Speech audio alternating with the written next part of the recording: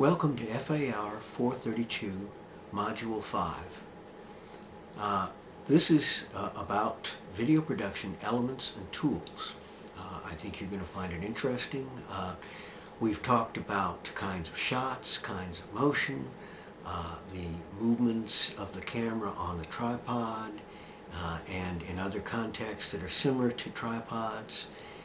And then the last episode we talked about composition in shooting, where you try to aim for golden ratios and you use the Fibonacci numbers to kind of make it easier to figure out golden ratios, since they basically are rounded off versions of the golden ratio. Now we're going to talk about actual elements that you're going to use in video productions. This is really where you begin to put all of the other elements together. And the first thing we're going to talk about is the T's. The art of video production is really the art of storytelling, and a part of that that whole storytelling process is to get the audience's attention and to keep it. And in the art of media and film and video, there is the first element that very typically films and videos will start with, which is called the T's. And what I have written in the handout that I'll be giving you is that this is the process of starting a production with mysterious elements, high action, or other curiosity-producing effects to tease the audience into wanting to watch. And if I disappear here and forward this, basically you usually start with some kind of high action, a chase, or it might be somebody's about to do something bad, a bomb or whatever, something that's going to create mystery. It doesn't always have to be a bomb. It could be other elements. You could actually have basically something very subtle, but everybody in the audience knows that something big is going to happen. And if any of you ever watched soap operas, you'd always see they'd begin with the T's. And they actually, in the scripting of these various productions, they actually refer to T's 1, T's 2, T's 3. And so the term T's is an important one for you to understand. And it can be something as simple, if you were doing a cooking show, to start with some element that was really surprising and startling about what you're talking about in your cooking show, and starting with it first so that you kind of surprise the audience, and they ask themselves, well, what in the world is this all about? I want to see more of this. The next video production element that I want to talk about is referred to in the industry as cheating. Now, I don't want you to go around saying Mr. Meehan is saying that you should cheat, but cheating has a very special meaning in the art of film and video. If you read what I have here, it'll be in your handout. Because reality rarely gives the video or filmmaker a perfectly composed viewpoint, the artist must sometimes distort a scene to make it look better to the camera. This is also true for other arts in general. A classic example is Da Vinci's Last Supper. And here I'll disappear from this. If you look at the picture of the Last Supper shown here, you'll see that all of the figures are unnaturally on one side of the table, and that all faces are visible to the viewer. This is certainly not the way it probably looked.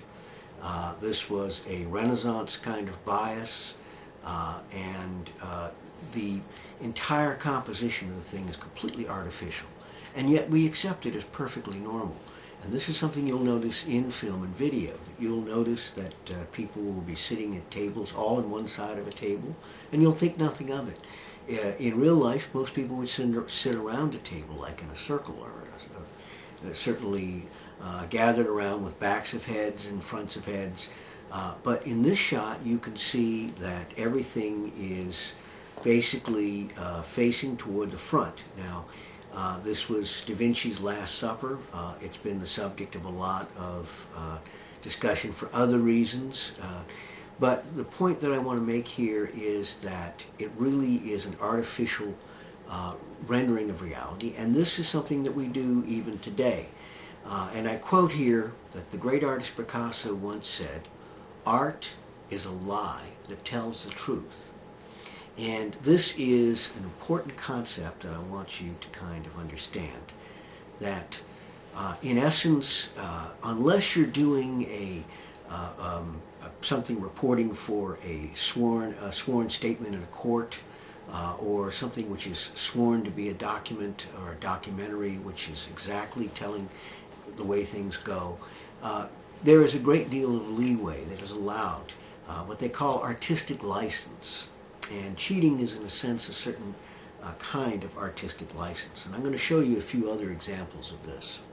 Prior to the Renaissance, there was not a very clear concept of perspective, what we call perspective, or 3D or 3 dimensions in art. And this is important for film and video because the angles that you aim your camera are going to create effects that create 3D. And in this image that you see over here, the cube that's placed here, there are different lines creating the effect of 3 dimensions and of perspective. And depending upon where you put the camera, you can get different kinds of distortions. And these distortions can make the cube look larger, smaller, and so forth. This is one way in which cheating is done. But as I mentioned, until the Renaissance, there was not a very clear concept of perspective. And I'm going to show you a few other pictures here.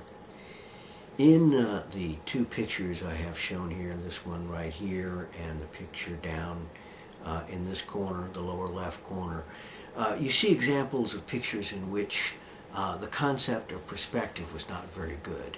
And the near and far are not very clear. Things are very sloppily placed in relation to each other, and it's hard to tell where near and far really is. And this is because the concept of perspective had not even been really fully understood until the Renaissance, when it began to be studied. And if I disappear here, you'll see here in this picture where Renaissance pictures show you this sense of perspective, where you see these lines converging into the distance, like you see this down in the bottom right corner, the railroad track going off into the distance. Here we see an archway going off into the distance. These were perspectives that didn't even exist. They didn't understand these concepts until around the time of the Renaissance. And so the whole idea of cheating was not really clear until you really started to see these elements come together. But now cheating is very important, and it was really Renaissance people who perfected this better, although there are some examples in ancient times which you could get into if you'd like to. In the area of sculpture, the statue of David by Michelangelo, famous, very famous in Florence, if you have a chance to see it sometime. What's interesting about it is that the proportions are not really true, as it says here, to the actual shape of a human. The head and upper body are actually larger than they would normally be. The reason was that the artist, Michelangelo, knew that the statue was going to be viewed from below, and that from the perspective and from the vantage point of the viewers from below, if the head and upper body were not larger than normal, they would look smaller than normal. And so by doing that, he basically, by overdoing it, by oversizing the upper part of the body, he made it look normal from below. And this is a good example of cheating in sculpture. And this is an important concept because cheating is where you are going to be able to change things, the way that you shoot, the angles you shoot with your camera, what you frame, what you don't frame. It's, to some extent, we talked about with the golden ratio, what you want to frame and how you frame it. What you don't frame is also important, and that's also an element of cheating. And so we're going to look at this some more in several other ways. So we've talked about these 2 elements, teasing and cheating. One is used to entice the audience to continue watching. In the area of cheating, you are basically changing what you shoot and how you shoot it so that it's going to look better and come across better. And as I mentioned, the quote of Picasso. I certainly would like you to remember this one, that art is a lie that tells the truth. These are important concepts to bring to bear in video production. Now, the next thing we're going to talk about are the actual tools of production. These have been elements. Now we're going to talk about tools. A tool, which is really very basic to the concept of film and video production, is the script. And I'm going to make myself disappear here because I want you to read what it says here, and this would be in your handout. The script is the written words of a film or video. It can be actual words of on-camera talent, and that's, by the way, what you call the person on camera. Me here, I'm actually the talent. Any person who is on camera is called the talent. That might be a bonus question in a test or something. But anyway, you refer to the on-camera person as talent. The words could also be of an off-camera narrator. This is what we call voice-over. You'll hear this right now. What you're hearing is a voice-over because you're not seeing me speak. You're just hearing my words, and so this is a voice-over. You could have combinations of both. Sometimes you'll have a narrator actually talking to a character. This happens sometimes in comedies. That's a typical comical trick where the character will actually talk to the narrator because they're angry about how they're being made to act in a script. And also the script is where instructions of what's going to be happening from moment to moment in the story are included. All scripting involves storytelling, often starting with a tease. Most stories end with characters or circumstances changing. So if you're going to be involved in a script, an element you should look for in there besides teasing and cheating is a transformation, some kind of change. If you're doing a commercial, you might want to change people's minds about using a particular product. You might want to change them from smoking. So an anti-smoking commercial would be to hopefully, by the end of the commercial, that you will have changed their mind about smoking. So when you write towards some kind of change. The character will change, or a habit will change, or an opinion will change. But the whole idea of the story is to change. It could be a mood. You could make somebody laugh, so you've changed their mood. Okay? The next tool that I want to talk about are cue cards. Because, and if you read what it says here, the words of the script are printed on cards that are held up under the lens of the camera. You do this so that the talent, the person that's in front of the camera, can easily say their lines without having to memorize every word.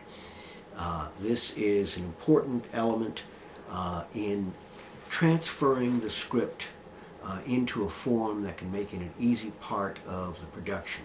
So cue cards are very typically used, especially if you're poor. If you have more money, you can use other things. But I invite you to pay attention to, for instance, if you watch the late night shows, David Letterman, other ones that you'll see, Leno, some of the other late night people, because they move around a lot, will actually have a person that does nothing but change cards that has the script on it. This is something that you may want to use. It makes it a lot easier, especially if you're like a news person that has to do stories every day. You don't want to have to remember scripts every day. It's much easier to read them off of a card with big print. A more expensive tool that does the same basic thing that the cue cards do is called a teleprompter.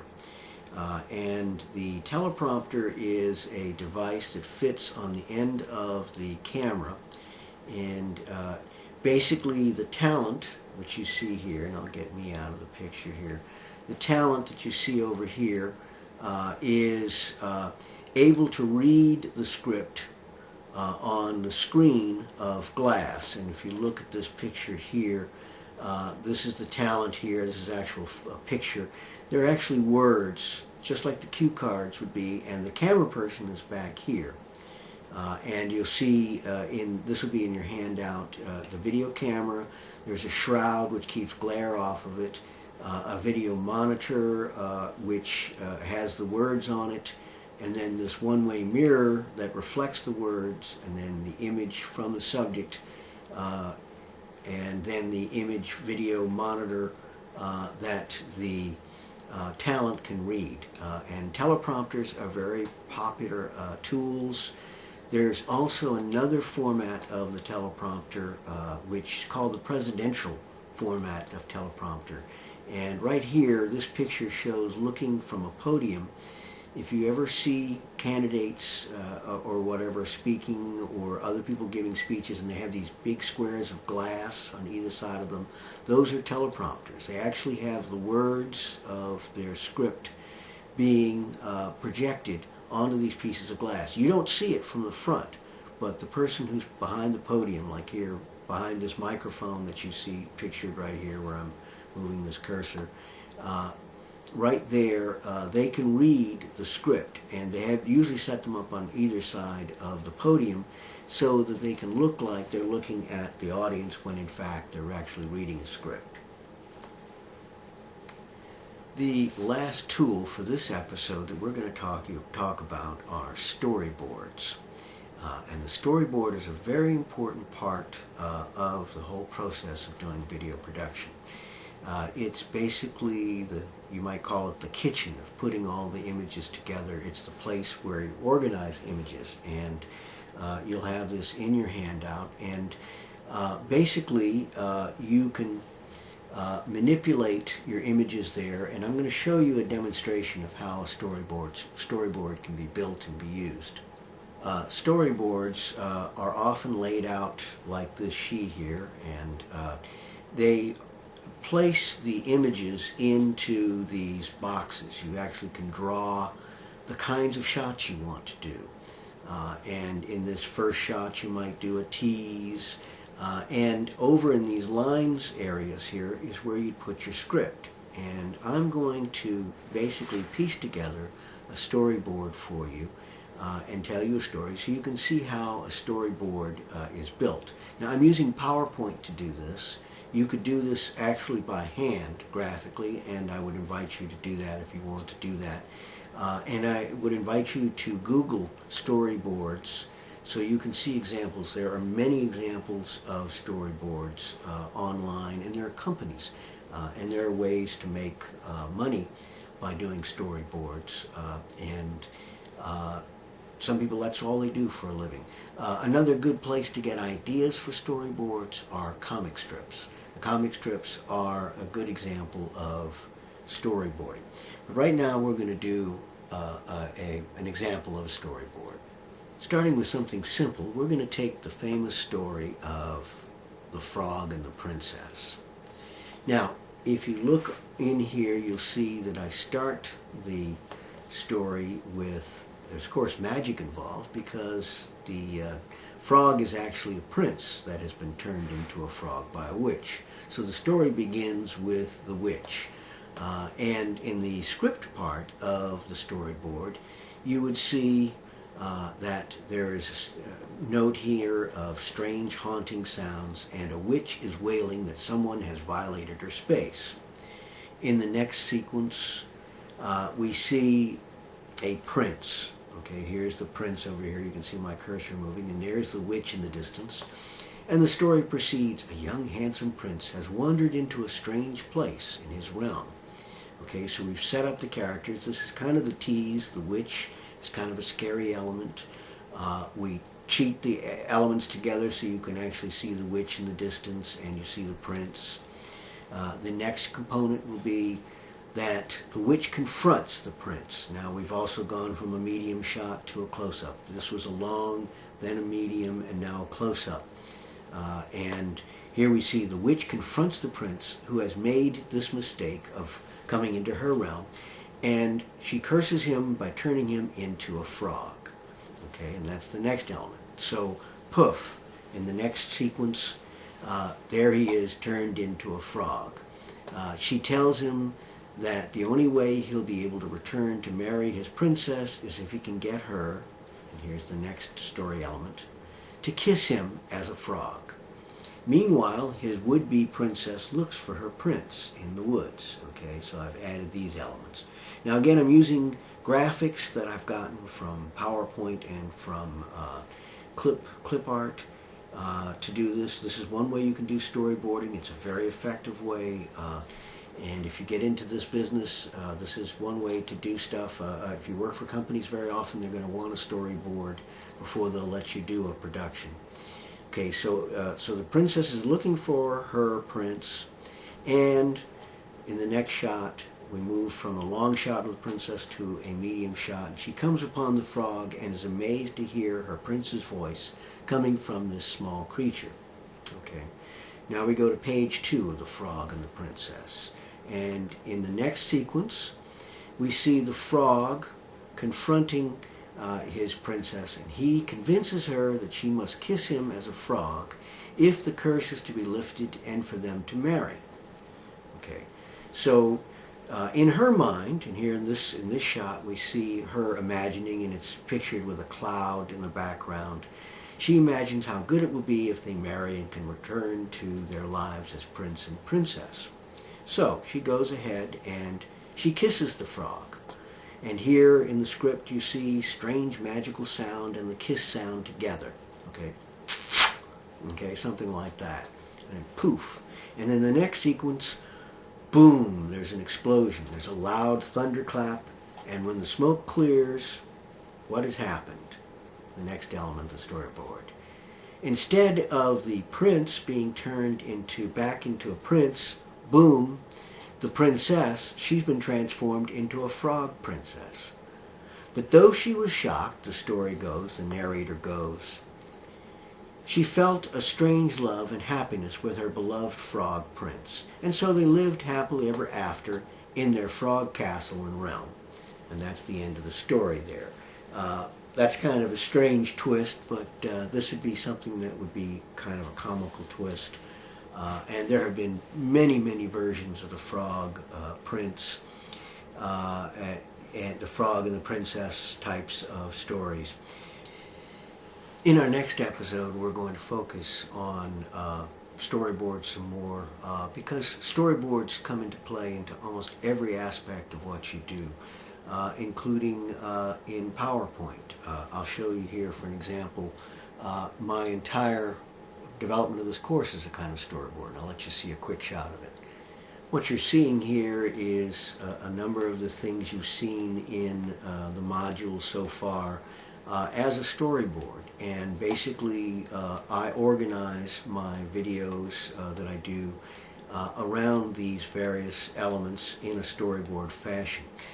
If you were looking at a movie, like a full-length feature film, one of the Indiana Jones films or the Spike Lee films, or whichever films you like, those films have huge storyboards. Those ones would fill walls, 4 or 5 walls in an entire room worth of pictures.